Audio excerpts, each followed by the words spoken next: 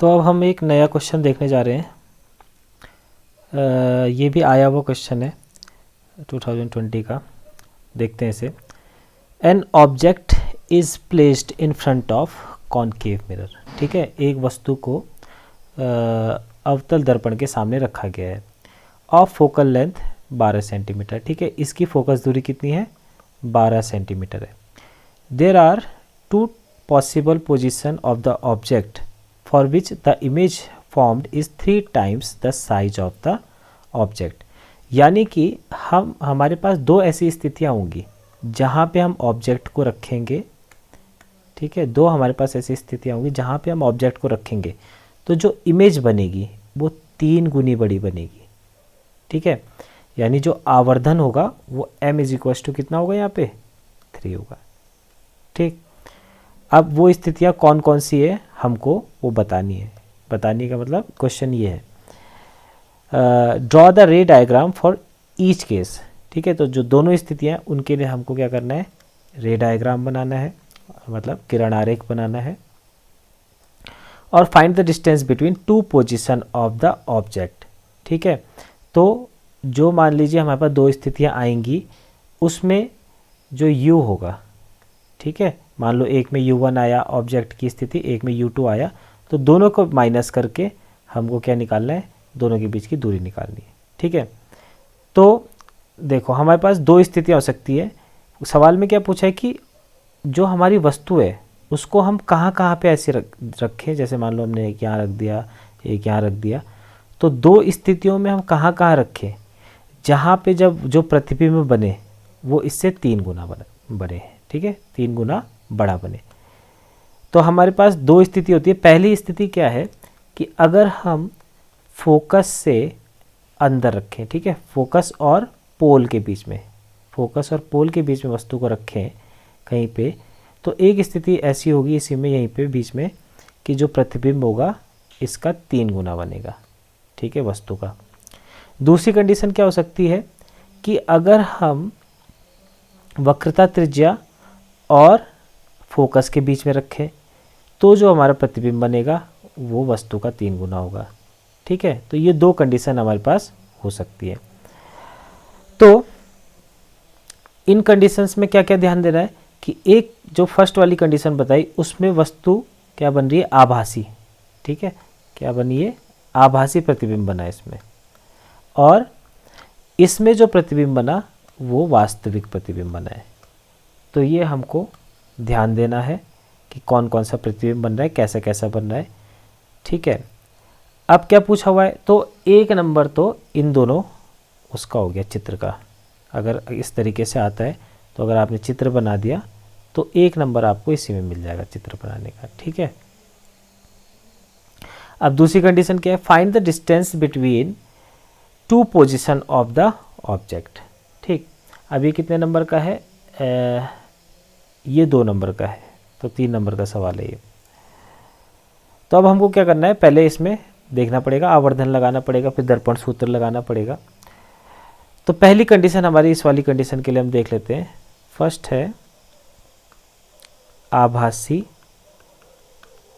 प्रतिबिंब के लिए, आभासी प्रतिबिंब। तो देखते हैं आभासी प्रतिबिंब के लिए क्या कंडीशन होती है। तो आवर्धन का फॉर्मूला क्या होता है? पहले आवर्धन का फॉर्मूला दर्पण के लिए होता है m is equal to h2/h1 या फिर h'/h is equal to -v/u। ये आवर्धन का फॉर्मूला होता है, जहाँ पे h क्या होता है? प्रतिबिंब की ऊंचाई, और h' क्या होता है? प्रतिबिंब की ऊंचाई, और ये h है वस्तु की ऊंचाई, ये v है p से प्रतिबिंब तक की दूरी, और u है p से वस्तु की दूरी। ये हमारे पास फॉर्मूला होता है। अब आभासी प्रतिबिंब के लिए m हमेशा क्या है? पॉजिटिव है। क्यों है? क्योंकि वस्तु कैसी बन रही है? वस्तु और प्रतिबिंब दोनों सीधे बन रहे हैं यहाँ पे। ठीक है, इरेक्ट इमेज है, सीधी। तो उस कंडीशन में ये भी पॉजिटिव, ये भी पॉजिटिव, तो m क्या है? पॉजिटिव आएगा। ठीक, और वास्तविक प्रतिबिंब के लिए m हमेशा नेगेटिव रखेंगे। जब मान रखेंगे तो नेगेटिव रखेंगे। अब हम क्या करते हैं, यहाँ पे देखते हैं हमको क्या दे रखा है, जो m का मान दे रखा है 3 दे रखा है, ठीक है, 3 गुना बनेगा तो 3 हो गया, और पॉजिटिव है तो इसलिए हमने पॉजिटिव रख दिया। तो minus v upon u is equals to 3, ये आ गया। हमने ये क्या किया, ये बराबर ये रखा हुआ है, ठीक है, minus v upon u is equals to m यानी कि 3। तो कितना आ गया हमारे पास, जब हम इसको सॉल्व करेंगे तो कितना आ जाएगा, हमको किसका मान निकालना है, u का मान निकालना है। तो u का मान के लिए पहले हमको v का मान दर्पण सूत्र में रखना है। तो v का मान आ जाएगा यहाँ पे -3u, ठीक है, इतना आ गया। अब हम क्या करते हैं, इसको, ये हमारे पास v का मान आ गया फर्स्ट कंडीशन के लिए, यानी प्रतिबिंब की दूरी p से। अब हमारे पास दर्पण सूत्र होता है 1/v + 1/u is equals to 1/f। तो मान रखते हैं 1/-3u + 1/u इज इक्वस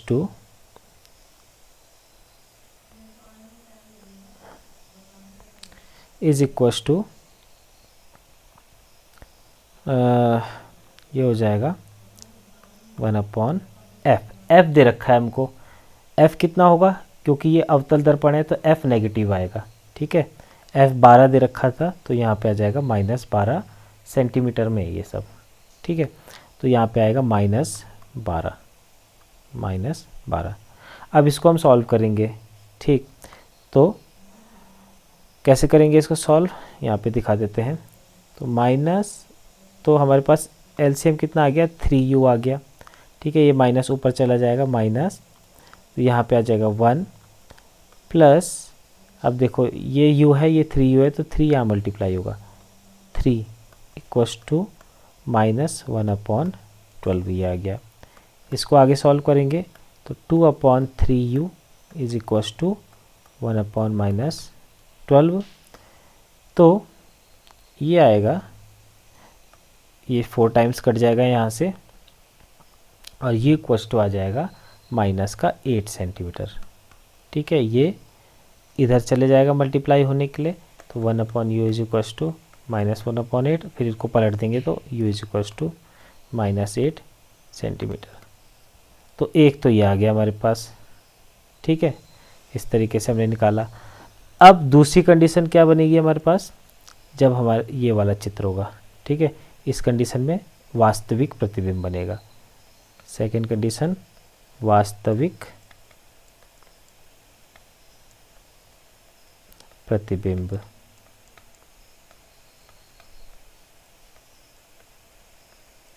ठीक है।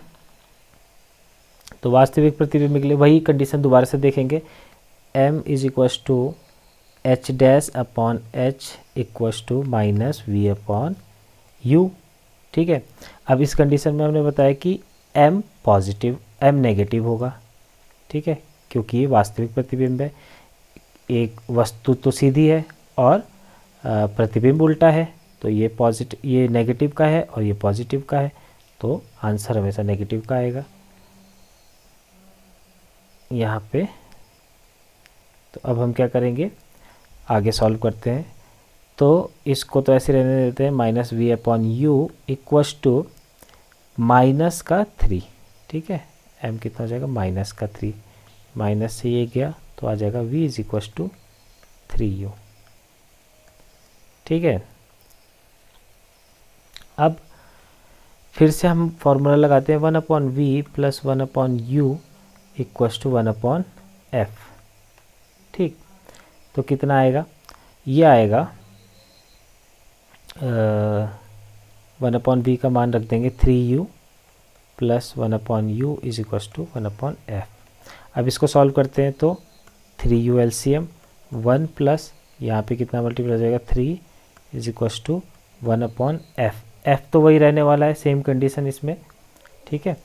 तो f आ जाएगा -12।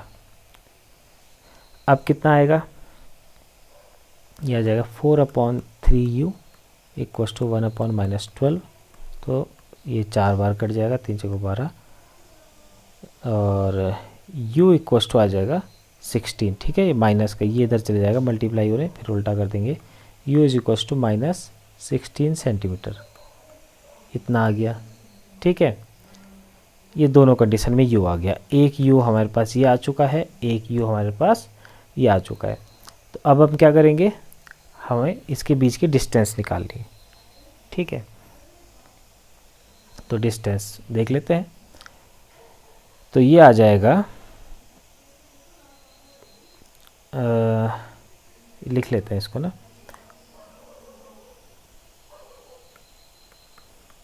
दोनों स्थितियों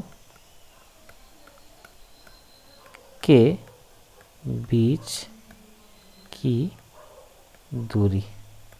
ठीक है, तो फर्स्ट टाइम पे ये दूरी थी, इसको हम माइनस कर देते हैं, फिर माइनस सेकेंड टाइम पे माइनस 16 आया तो ये आ गया, ये कितना आ जाएगा 8 सेंटीमीटर। ठीक, तो दोनों जो स्थितियां थी, जब हमने एक बार u यहाँ रखा, एक बार वस्तु यहाँ रखी थी, एक बार वस्तु यहाँ रखी थी और एक बार वस्तु यहाँ रखी थी, तो P से यहाँ तक की दूरी और P से यहाँ तक की दूरी दोनों को माइनस किया तो हमारे पास क्या आ गया, दोनों स्थितियों के बीच की दूरी आ गई। तो इस तरीके से सॉल्व करेंगे। अब नंबर की बात करें, एक नंबर आपको मिल जाएगा यहाँ पे चित्र बनाने पर।